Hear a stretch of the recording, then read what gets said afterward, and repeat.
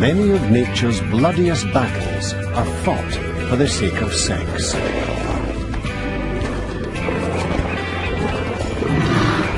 The reason for this passion is obvious, but why do so many creatures suffer so much for sex? The benefit is not the act itself, but continuing the family line. Sex is life's gateway to the future, a way for genes to pass from one generation to the next.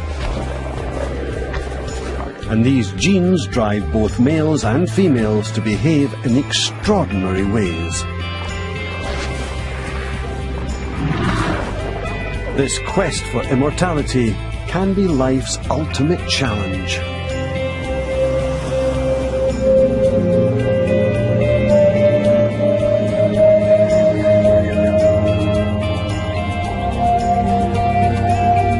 But in pursuing this quest, one sex usually pays a higher price than the other.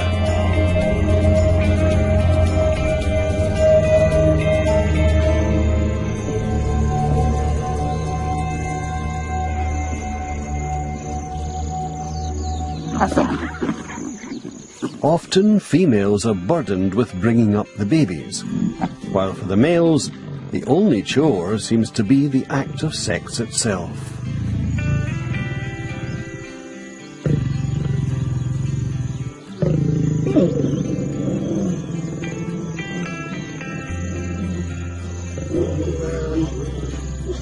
Sex aside, it often seems that females could raise families on their own.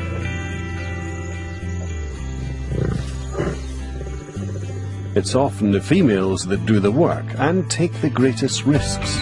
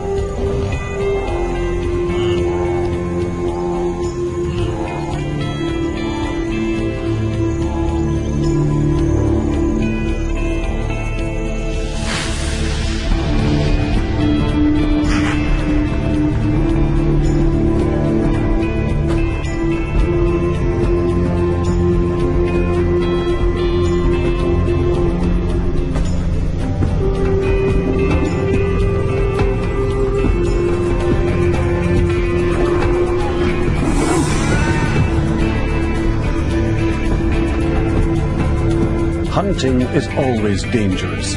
Even when caught, prey can still injure the hunters.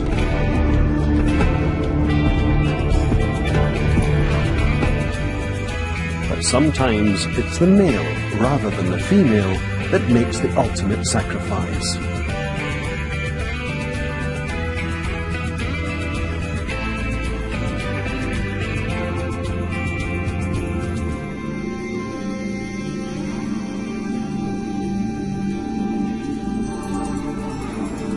This male red-backed spider has found a female's lair. But will she see him as a potential suitor or her next meal? His footsteps vibrate the web in a particular way that he hopes will identify him. She gets the right message and stays still. Tentatively, he maneuvers into place. One false move, and he'll be dead.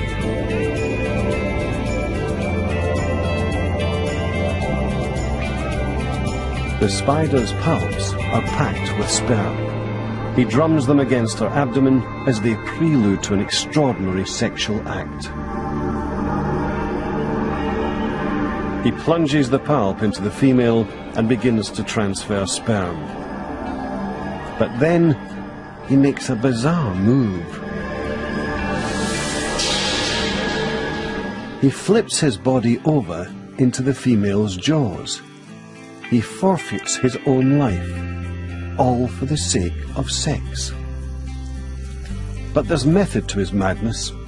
While she eats, he continues to inject sperm, and more sperm means more babies to carry on his genetic line.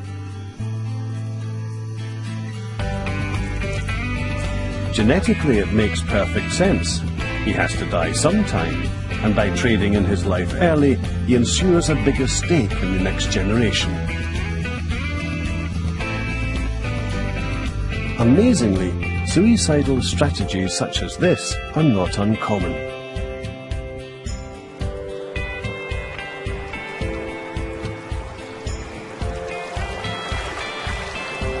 In this river, sockeye salmon are reaching the end of their lives.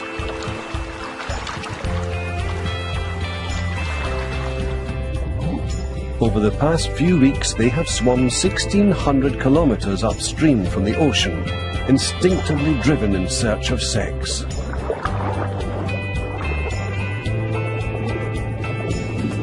It's the journey of a lifetime.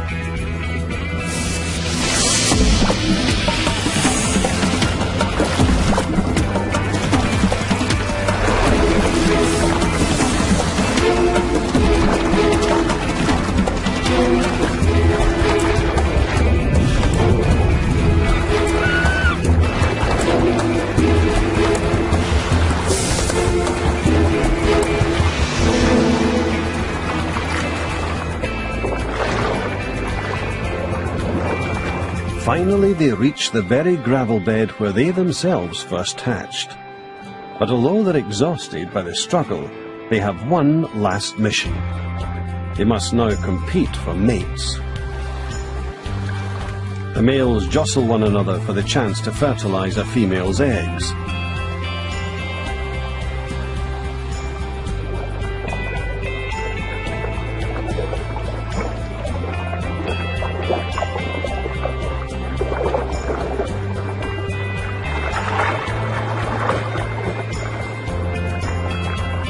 The stakes are high. Those that win will breed, and their genetic line will continue, while those that lose are destined to evolutionary oblivion. Every salmon will die, but some will live on through their offspring.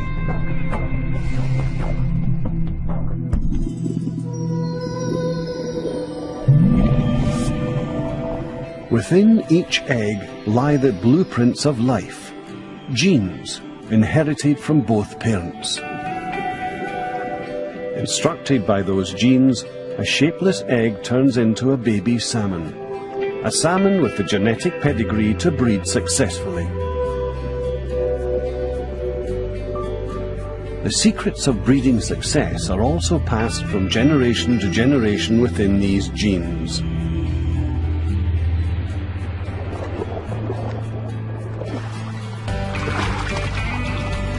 But there are easier ways to pass on genes, ways that don't require the sacrifices of sex.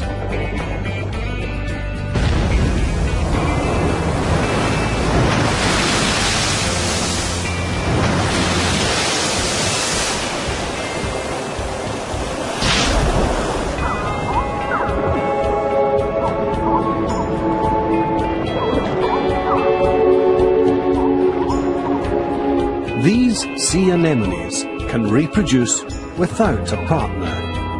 They don't need sex. The anemones simply split themselves down the middle to create two identical animals, clones.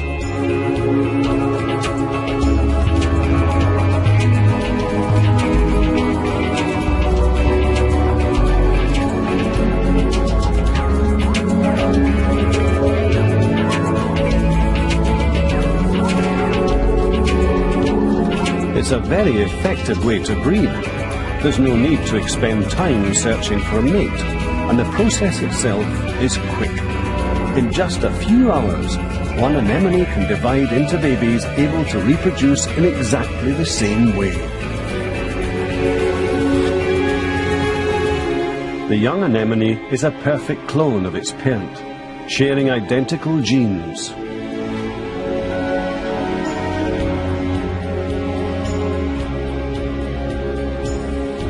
And cloning as a means of rapid reproduction is a method also used by more complex animals.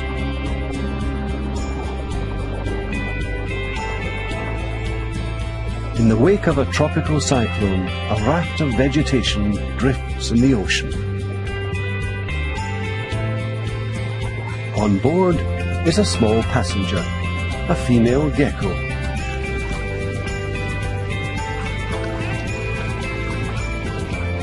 The raft runs aground on a remote island.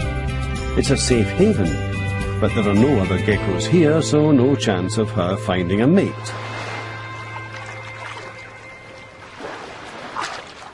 But this gecko is no average castaway. Isolation isn't a problem for her. It's an opportunity. Because she's fully equipped to reproduce alone. Once in the shady interior of the island, she wastes no time in starting her own colony. She lays eggs, but she doesn't need a male to fertilize them. The embryos that develop inside each are identical to the mother. Perfect clones.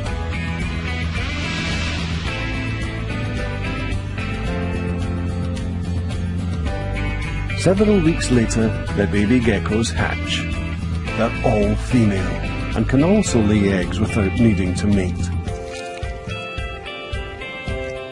Soon the island will be crawling with geckos, all descended from a single mother. In this species, there are no males.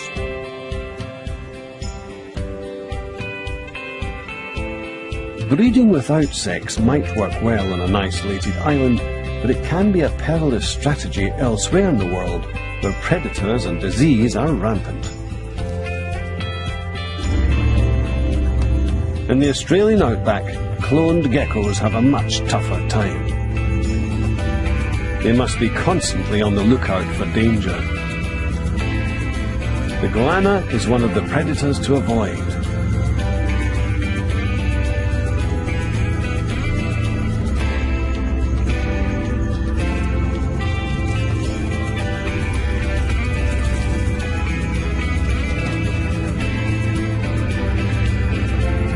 But other threats are much harder to hide from.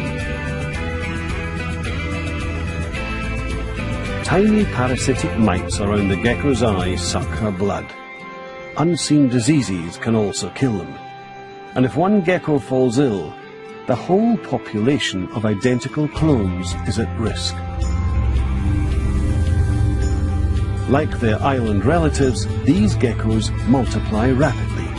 Each gives birth to numerous female clones.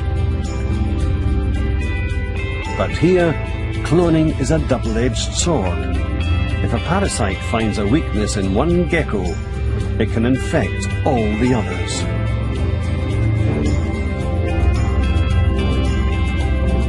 The population can crash even faster than it grew.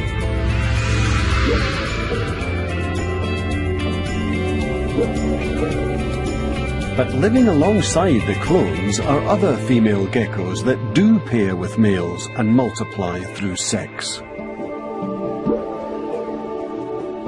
The process takes twice as long since the males don't have babies, but sexual reproduction has a distinct advantage. It mixes genes and creates unique offspring, each with its own unique defense against infection. Parasites have a tough time spreading through this population. By shuffling their genes during sex, these geckos are better equipped to survive. This key advantage helps explain why sex is so widespread.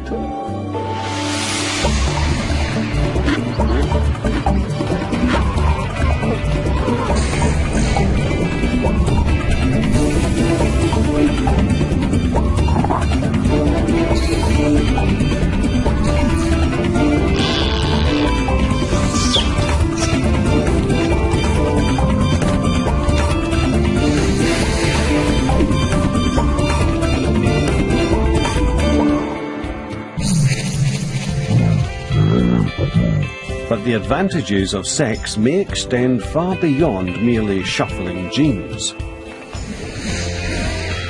Sex revitalizes the genes themselves.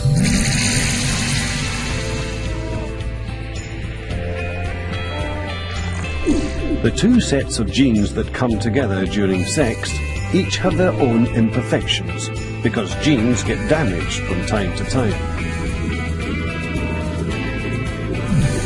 Sex actually repairs these faulty genes by replacing them with good copies from the other partner.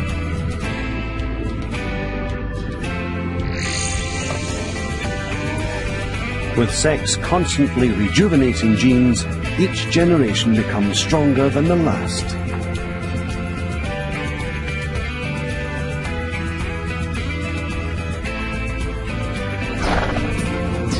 Genes have been intermingling throughout the 2 billion year history of sex.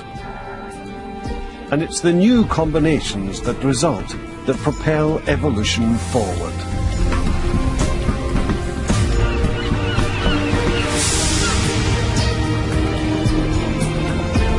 The amazing diversity of creatures on our planet today is a direct result of sexual evolution.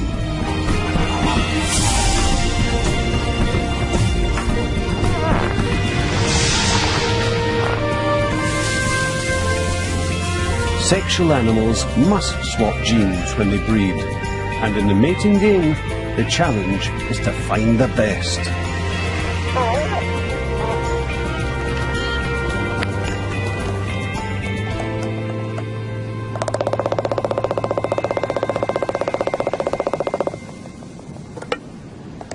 This is how albatrosses do it.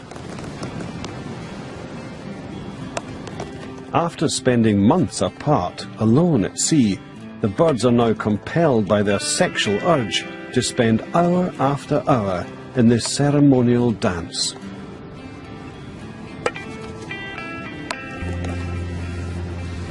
But this is not frivolous flirtation. This is how they pick sexual partners.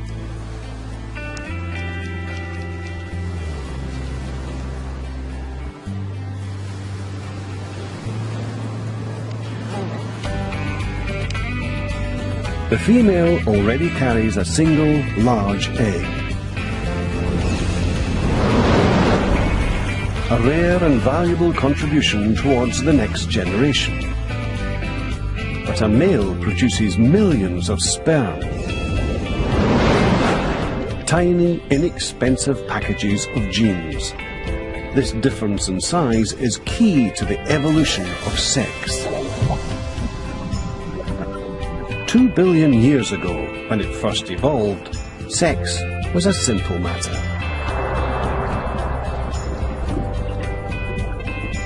Cells simply bumped into each other and then swapped genes.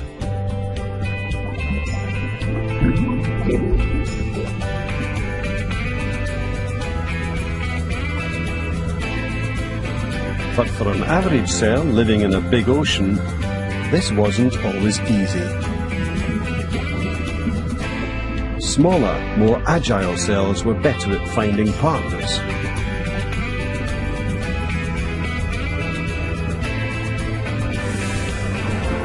And larger, fatter cells, well stocked with energy, were more easily found. Combining their talents, these odd couples paired off faster than the rest. Soon, the seas were filled with cells specialized for sex. Large eggs and tiny sperm were here to stay.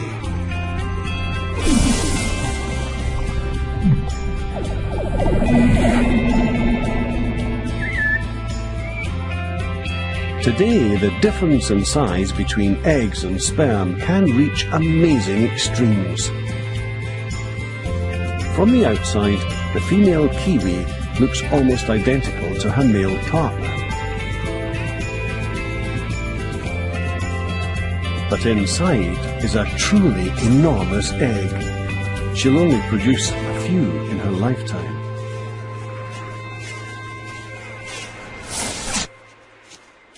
The male, on the other hand, produces millions of sperm every time he mates, enough to fertilize every female kiwi on the planet.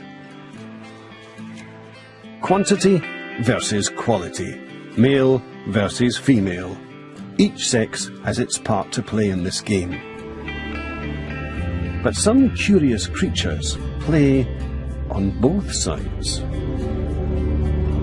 Some of the animals here in Australia's Great Barrier Reef are hermaphrodites, both male and female. These flatworms produce both eggs and sperm, but they don't fertilize themselves. They need new genes to mix with their own, so they search for partners just like any other creature.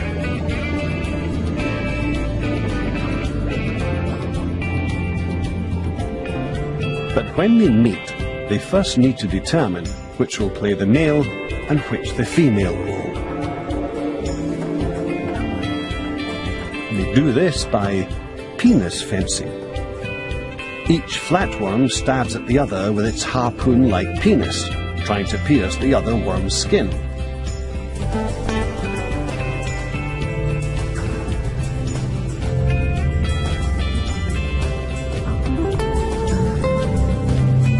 The rules of this battle are simple. The first worm to successfully stab the other wins and gets to play the male.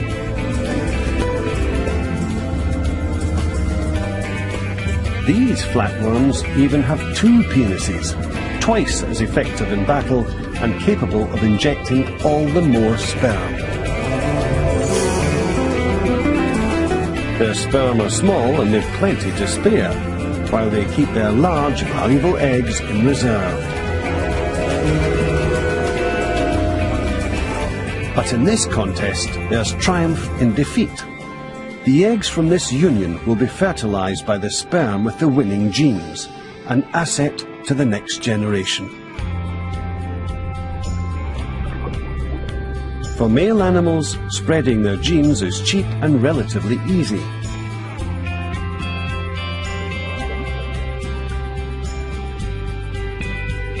The hard part for some is finding females in the first place, like when they live in the vast, tangled swamps of Venezuela.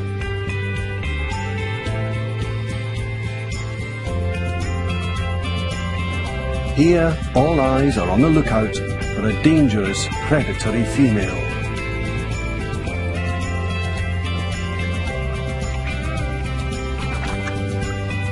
She's an anaconda, the largest hunter in the swamp. She can eat a caiman or a capybara with ease. She's 5.5 meters long and weighs almost 100 kilograms.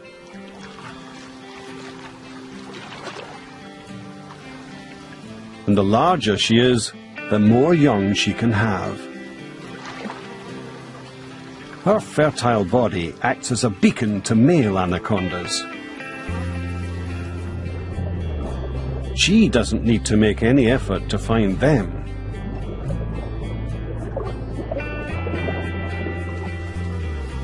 Male anacondas are tiny in comparison, at 1/4 of her weight. But he's sleek and agile, and up to the all-important challenge of locating the female.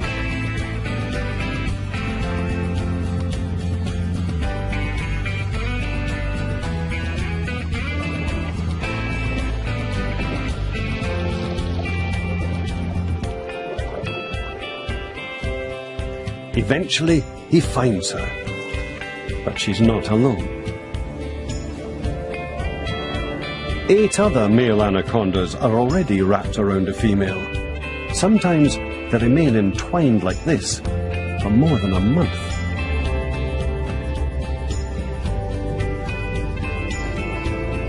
Each male has a pair of mating spurs he uses to stimulate the female and persuade her to mate.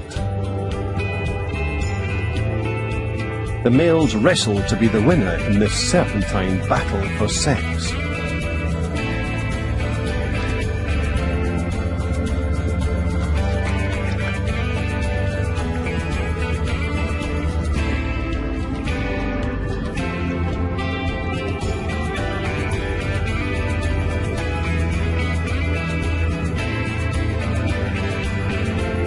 The big female seems passive, but her job is simply to attract the males. While they fight amongst themselves, she conserves her energy for later to nurture her eggs. Female marine iguanas are sharp-eyed and on the lookout for mates. They choose partners based on the territory they possess, so the larger males compete for the best spots.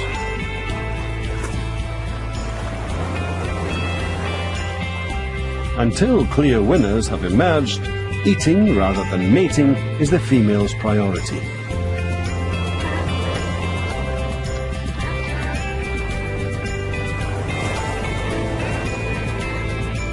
Foraging is best when the tide is out, and the females all race for the shoreline.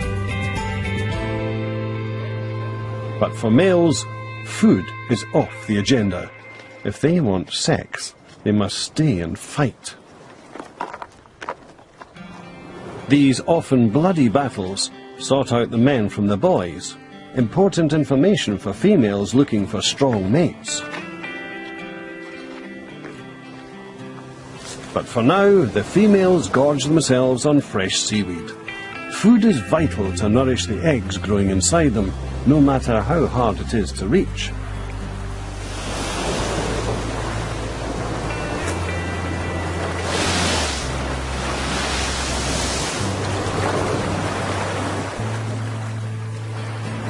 The battles between males continue through the heat of the day.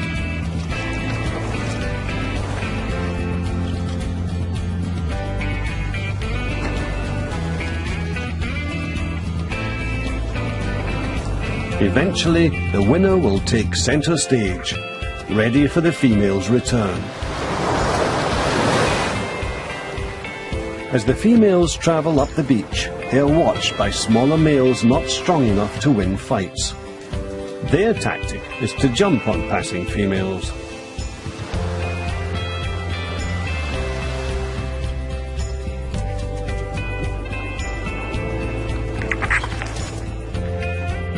But this female wants a male that has proved his strength in battle. She continues on towards the rocks.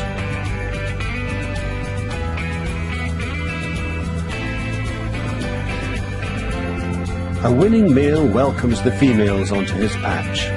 He sniffs them to see if they're ready to mate.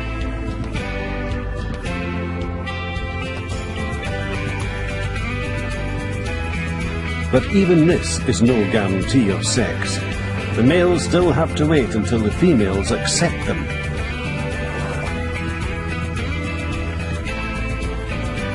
Female iguanas pick their partners from a crowd of males.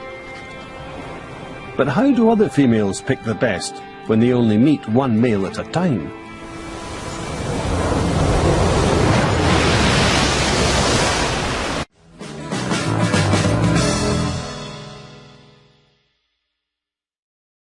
Beyond the limits of the human eye, life holds secrets we never imagined.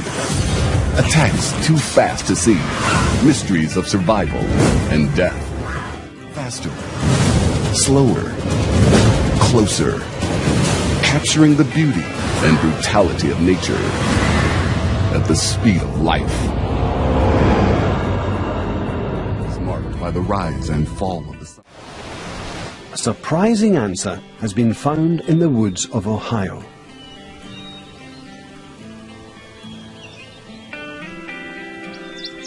In spring, wolf spiders start to look for mates. The female stays hidden, wary of predators. But she leaves a trail of silk for males to find.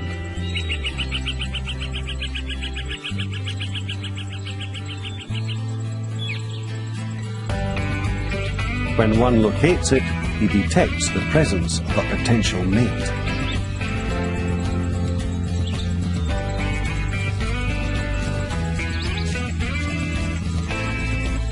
She senses his tapping signal.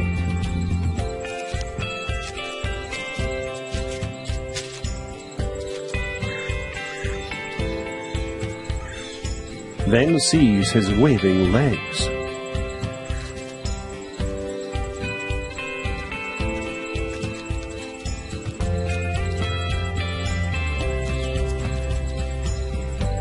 But why does she choose this male above all others? Something about him attracts her. He has long bristles on his front legs, tufts that seem to serve no practical purpose, and he shows them off by giving her a wave. Could it really be his hairy legs that catch the female spider's eye? To find out, the spider's viewing habits have been analysed on videotape.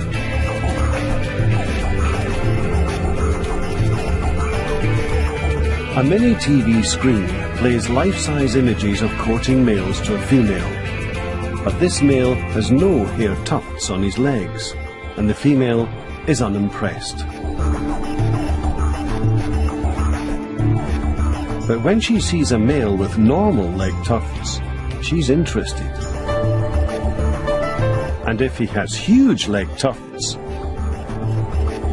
she gets very excited. If females find hairy legs sexy, so will their daughters, and they'll also have sons with hairy legs. For these spiders, hairy legs are here to stay. Battles between males have led to extreme displays of flamboyance, especially among birds.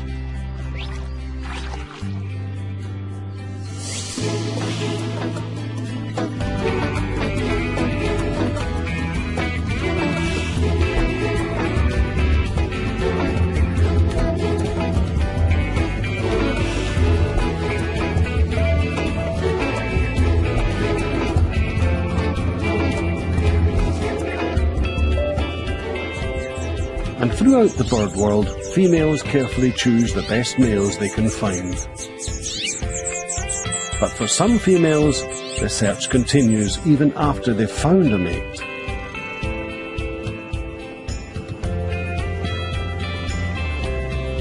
Blue-footed boobies live in densely packed colonies. They mate for life, but that doesn't mean they're sexually faithful.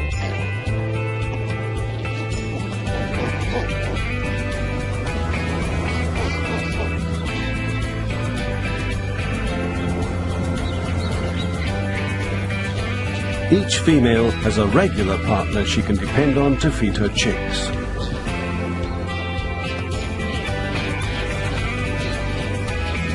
But when he's away, she's not averse to a new romance.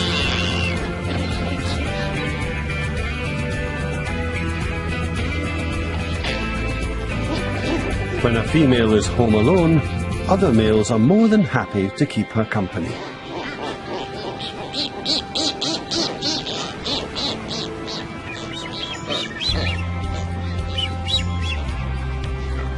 And while her mate's away, she's free to play the field.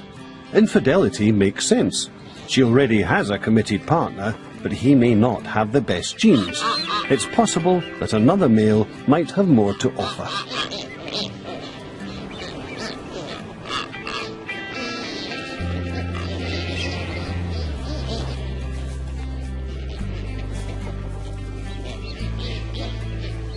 Their brief courtship leads to an inevitable end. Like all males, this one's trying to spread his genes far and wide. And the real bonus of this affair is that he won't have to bring up chicks.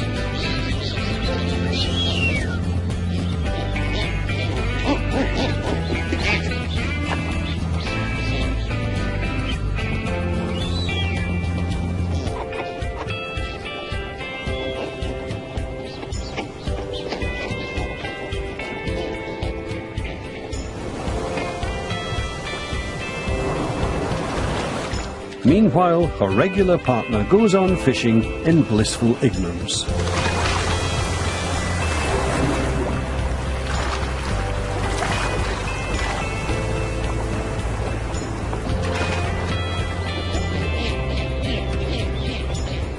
But on his return, he reclaims his partner.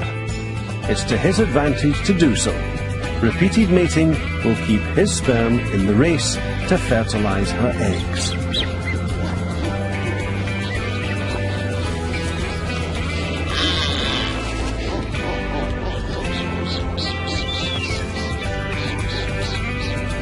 Competition amongst males often breeds dirty tricks, and to further his own cause, a male can use all manner of cunning ploys. In the mountain meadows of Poland, another male does more than cheat a few rivals. He can exclude all his rivals. It's the Apollo butterfly. The males appear before the females, ready to mate quickly when the time comes.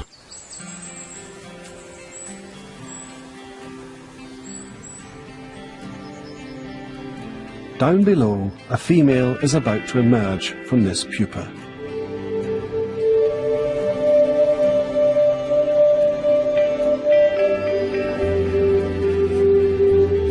She'll be mated just once, by the male fast enough to beat the competition.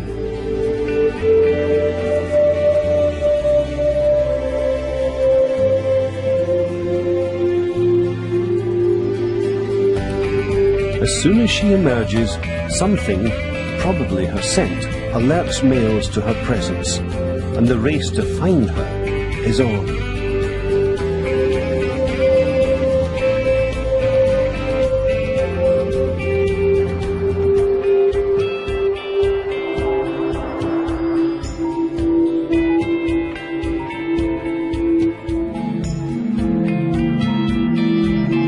Before she's even taken her maiden flight, she's discovered by this male.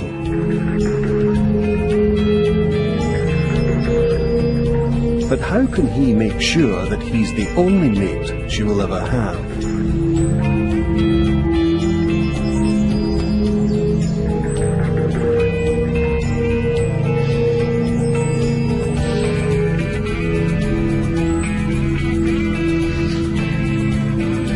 After successfully mating, he fits her with the insect equivalent of a chastity belt to ensure that his will be the only genes she receives.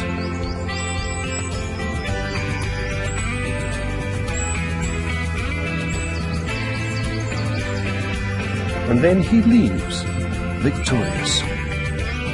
No other male can mate with this female because he has sealed off all access with an impenetrable spiked plug that has now set hard.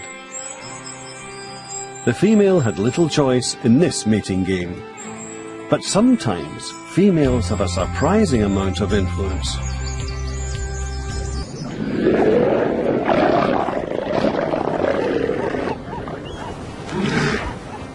This harem of female elephant seals has been won by a single male known as the Beachmaster.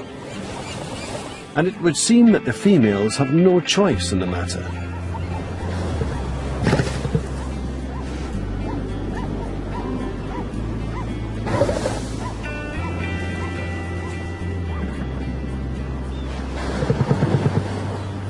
But the female's discriminating tastes will soon be revealed when a visitor approaches the harem.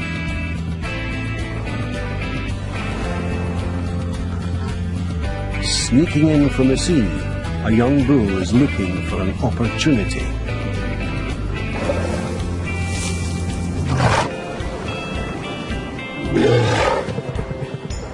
He's intent on seduction.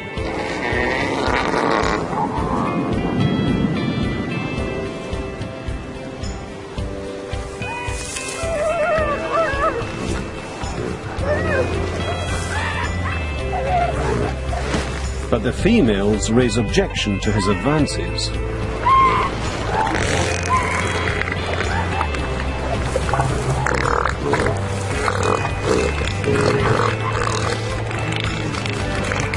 The commotion wakes the Beachmaster, who chases off the upstart bachelor.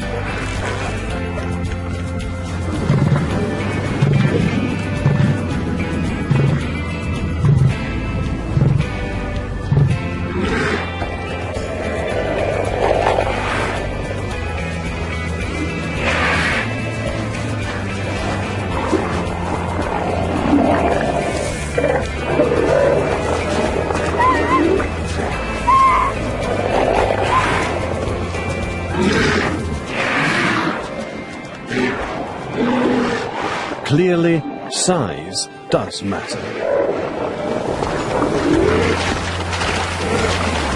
But it was the female's protests that led to his eviction.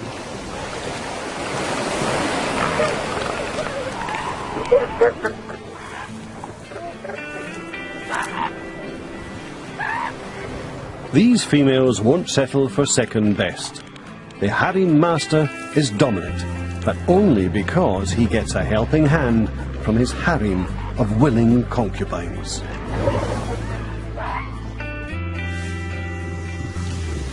Female lions are also the willing subjects of powerful males. Females do the hunting, but males defend the pride against attack from other lions.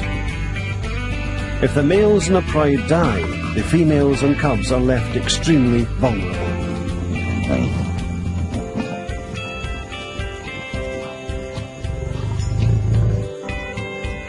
There are always rogue males on the prowl, ready to take control.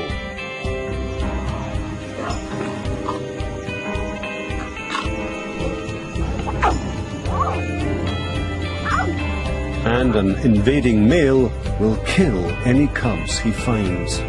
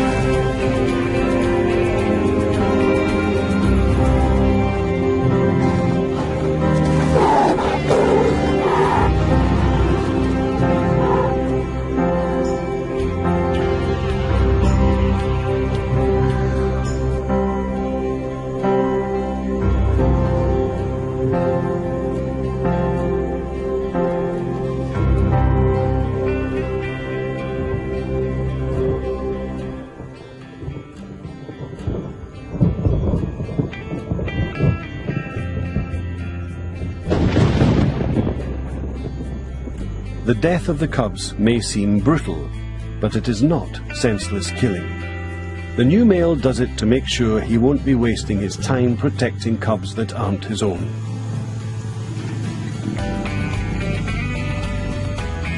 The female will soon bear his own young, and he'll stick around to protect them from other marauding males. In doing so, he also protects the female's new family. Despite their conflicts, males and females must cooperate. They need each other to bring their genes together in a vital combination, a renewal of life.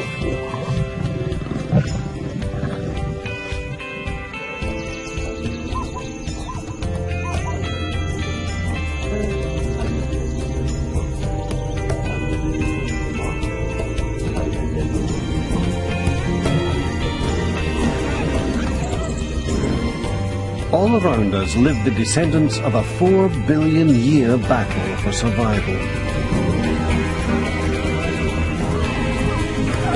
At the heart of that battle is sex. Despite its cost and its complexity, sex is here to stay.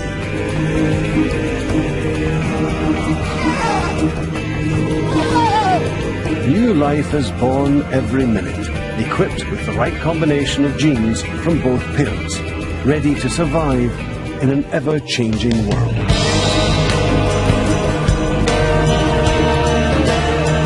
The triumph of the mating game is the future of life.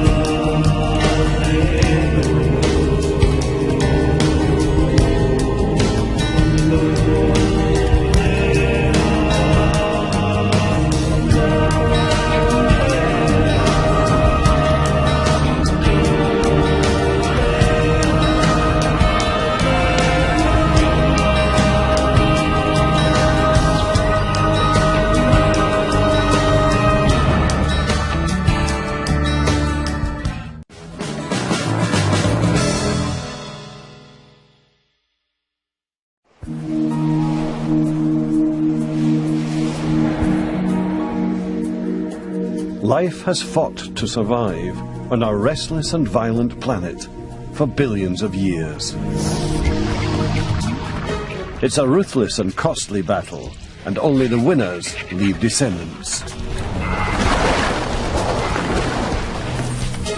But there are many dead branches on the tree of life. Whole species are now extinct, known only by their fossils.